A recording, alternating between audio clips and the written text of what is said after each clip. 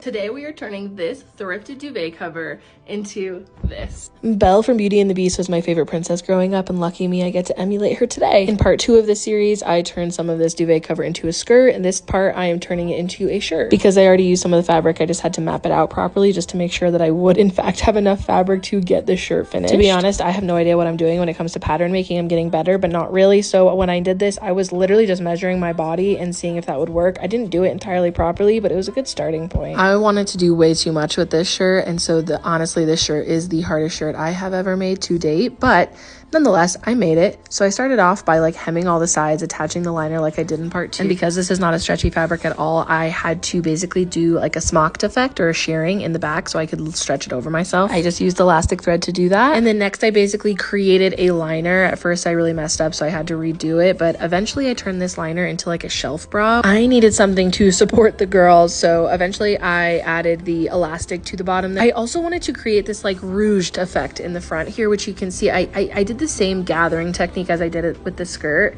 It worked okay. I'm not in love with the technique, but in the end, I think it did turn out cute. I attached both the front and back pieces all together, so I had a top, and then last thing was I created these little sleeves, which I think really brought it all together. Making this shirt taught me a lot, but I really like the end result, and I do feel like a princess.